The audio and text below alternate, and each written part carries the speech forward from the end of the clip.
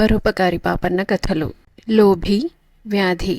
పాపన్న ఉండే గ్రామానికి ఒక ఆమడ దూరంలో ఉన్న ఊళ్ళో కనకయ్య అనే భూస్వామి ఉండేవాడు. కట్టుకుపోయినంత డబ్బుండి కూడా ఆ కనకయ్య పరమలోభి. ఖర్చు చెయ్యాలంటే ప్రాణం మీదికి వచ్చేది. అటువంటి వాడికి కాస్త గుండె నొప్పి ప్రారంభమయ్యింది. గుండె నొప్పి చాలా చెడ్డ జబ్బు. దానికి చికిత్స జరగకపోతే ప్రమాదం. చికిత్స చేయించాలంటే డబ్బు ఖర్చు అవుతుంది. అందుచేత కనకయ్య మొదట్లో అదే పోతుందని తాత్సారం చేశాడు. ఆ నొప్పి కూడా నిలకడగా ఉండక వస్తూ పోతూ ఉండేది. అది పోయినప్పుడు ఇక రాదనుకునేవాడు కనకయ్య. కానీ అది తిరిగి వచ్చేది. అప్పుడు కనకయ్య, ఛీ, ఈ దిక్కుమాల నొప్పి వైద్యం చేస్తే గాని నయమయ్యేటట్టు లేదు అనుకునేవాడు. కనకయ్య ఇంట్లో వెంకడనేవాడు పనిచేస్తుండేవాడు. వెంకడు జీతానికి కుదిరిన నౌకరు కాడు. కనకయ్యకు రుణపడి బాకీ తీర్చలేక పనిచేసి రుణం చెల్లబెట్టుతున్నవాడు. కనకయ్య వెంకణ్ణి పిలిచి, గుండె నొప్పికి వైద్యం చేసేవాళ్ళెవరన్నా ఉన్నారేమో నీకు తెలుసా అని అడిగాడు. మా పల్లెలో ఒకడికి గుండె నొప్పి వస్తుందండి. వాడు భస్మాల వైద్యుడి దగ్గర మందు తీసుకుంటున్నాడు. ఆ భస్మాల వైద్యుడు ఎక్కడుంటాడో కనుక్కుని చెబుతాను అన్నాడు వెంకడు. మళ్ళీ కనుక్కోవడం దేనికిలే, మీ పల్లెలో వాణ్ణే అడిగి బేడాకో పావలాకో ఆ మందే పట్టుకురా అన్నాడు కనకయ్య. వెంకడు తనకు బాకీ ఉన్నవాడు కనుక వాడి చేతిలో కనకయ్య డబ్బులు పెట్టలేదు. వెంకడు తన పల్లెలో ఉండేవాణ్ణి బతిమాలి వాడు తీసుకుంటున్న మందులో కొంత తెచ్చి కనకయ్యకిచ్చాడు. కనకయ్య దాన్ని పొదుపుగా కొంచెం కొంచెంగా తీసుకుంటూ వచ్చాడు. కానీ నొప్పి తగ్గలేదు. మందు కాస్త అయిపోయింది. మరికొంచెం మందు పట్టుకురమ్మని కనకయ్య వెంకణ్ణి మళ్ళీ అడిగాడు. ఇంకా అక్కడ మందు దొరకదండి, వాడికి గుండె నొప్పి నిలిచిపోయిందట, మందు మానేశాడు అన్నాడు వెంకడు. అయితే ఆ వైద్యుడెక్కడుంటాడో, ఏ విధంగా మందిస్తాడో వివరంగా తెలుసుకురా అన్నాడు కనకయ్య. వెంకడు మర్నాడు వచ్చి వివరాలు చెప్పాడు. భస్మ వైద్యుడుండే గ్రామం 4 మైళ్ళ దూరాన ఉన్నది. ఆయన పేదవాళ్ల దగ్గర వారం రోజుల మందుకు పావలా తీసుకుంటాడు. కానీ కలిగిన వాళ్ల దగ్గర రూపాయికి తక్కువ తీసుకోడు. ఈ మాట విని కనకయ్య చాలా బాధపడ్డాడు. వారం వారం రూపాయి బిళ్ళ కుడుములాగా ఖర్చు చేసి మందు తీసుకోవాలంటే ప్రాణం పోయినంత పనవుతుంది. మందు తీసుకోకుండా ఉందామనుకుంటే గుండె నొప్పితో ప్రాణమే పోవచ్చు. ఈ చిక్కు విడక 3 రోజులు మథనపడి కనకయ్య ఒక నిర్ణయానికి వచ్చాడు. ఒకరోజు వేకువజామున కనకయ్య వెంకడితో, నేను తొందర పని మీద పొరుగురు పోతున్నాను, నువ్వు మాత్రం నేను తిరిగి వచ్చేదాకా ఇక్కడే ఉండు, ఎటూ పోకు అని బయలుదేరాడు. ఆయన తిన్నగా వెంకడుండే పల్లెకు చేరుకొని వెంకడి గుడిసెకి వెళ్ళాడు. ఇంట్లో వెంకడి కొడుకులిద్దరు మాత్రమే ఉన్నారు. మీ అమ్మ ఏదిరా అని అడిగితే పొలంలో గడ్డి కోసుకురాబోయిందన్నారు. వెంకడి పెద్ద కొడుకు 12 ఏళ్ల వాడి చేతిలో ఒక పావలా పెట్టి, నీకు భస్మాల వైద్యుడు ఊరు ఇల్లు తెలుసా? అయితే వెంటనే వెళ్ళి మీ నాన్నకు గుండె నొప్పి వస్తున్నదని చెప్పి 1 వారానికి సరిపోయే మందు పట్టుకురా. వైద్యుడితో ఏం చెబుతావు అన్నాడు.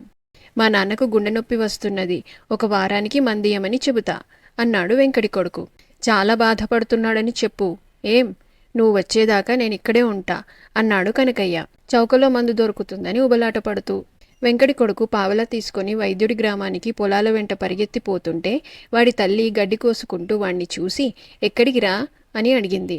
అయ్యకు గుండె నొప్పెట, చాలా బాధపడుతున్నట్ట. కనకయ్య గారు మన ఇంటికొచ్చి ఈ పావలా డబ్బులు ఇచ్చి త్వరగా మందు తెమ్మని నన్ను పంపారు అని చెప్పాడు కుర్రాడు. వెంకడి భార్య కంగారు పడి, ఇదేం గ్రహచారం రా బాబు, ఆ డబ్బులిటియ్యి, మందు నువ్వేం తెస్తావు, నేనే పోతా అంటూ పావలా తీసుకొని 2 మైళ్ళ దూరంలో ఉన్న వైద్యుడి గ్రామం చేరి వైద్యుడింటికి వెళ్ళి, బాబు, మా ఆయనకు గుండె నొప్పి వచ్చి చాలా బాధపడుతున్నాడు, ఈ పావలా తీసుకొని మందిచ్చి పుణ్యం కట్టుకోండి అన్నది.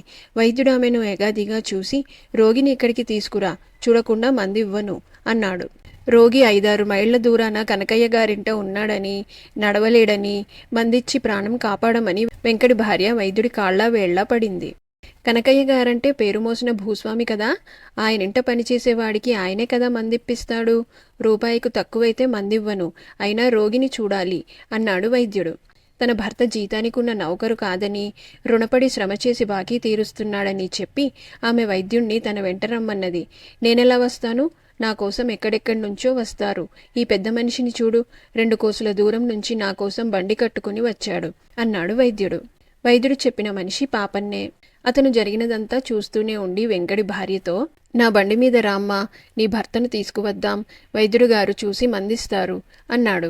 పాపన్న వెంకడి భార్యను బండిలో ఎక్కించుకొని కనకయ్య ఇంటికి వచ్చాడు. వెంకట అక్కడే ఉండి భార్యను చూసి ఆశ్చర్యపడ్డాడు. భార్య కూడా పిడిరాయిలాగున్న భర్తను చూసి, జబ్బు నయమయ్యిందా ఏం అన్నది. నాకేం జబ్బు అన్నాడు వెంకడు. వెంకటి భార్య జరిగినదంతా చెప్పింది. అయ్యగారు కూడా బాగానే ఉన్నారే, పొరుగురు వెళ్ళొస్తానని వేకువనే బయలుదేరారు.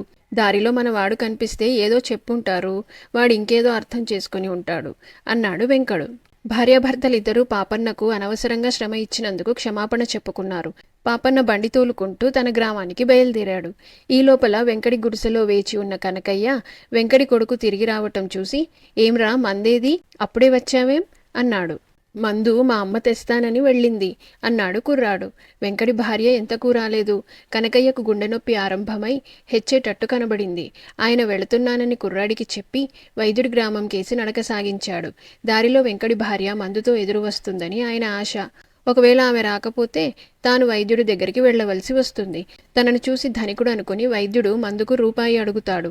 ఈ భయంతో కనకయ్య తన చేతి ఉంగరాలు, డబ్బు సంచి, చొక్కా తీసి మూటగట్టి అది పట్టుకొని రెండో చేత్తో గుండెను అదిమి పట్టుకొని నడుస్తూ దారిలో ఒకచోట స్పృహ తప్పి పడిపోయాడు. బండి తోలుకుంటూ అటుగా వచ్చే పాపన్న ఆయనను చూసి బండి ఆపి ఆయన ముఖాన అన్ని నీళ్లు చల్లి స్పృహ తెప్పించాడు. కళ్ళు తెరుస్తూనే కనకయ్య, మందు తెచ్చావా అమ్మా అని అడిగాడు. ఆ మాటలు పాపన్నకు అర్థం కాక కనకయ్యను ఎత్తి బండిలో పెట్టి బండిని మళ్లీ వైద్యుడింటికి తోలుకుపోయాడు. వైద్యుడు రోగిని పరీక్షించి, రోగం చాలా ముదిరింది, రోజూ పరీక్ష చేస్తూ మందివ్వాలి. ఎవరి మనిషి అన్నాడు. నాకు తెలీదండి, ఎవరో అనాథలా ఉన్నాడు. మీరు చికిత్స చెయ్యండి, నేను రోజు బండిలో తెస్తాను, మందు ఖర్చు కూడా ఇచ్చుకుంటాను అన్నాడు పాపన్న. కనకయ్యకు మర్నాటికి గాని పూర్తిగా స్పృహ రాలేదు. ఒళ్ళు తెలియగానే ఆయన, మీరెవరు, నేనెక్కడున్నాను అని పాపన్నను అడిగాడు. క్షేమమైన చోటనే ఉన్నావు, నీకేమీ భయం లేదు. నువ్వెవరు, నీ పేరేమిటి అని పాపన్న అడిగాడు. నా పేరుతో ఏం పనిలేండి, ఎవడో దిక్కులేని వాణ్ణి. నా మూట ఏది అన్నాడు కనకయ్య. నీ మూట భద్రంగానే ఉంది.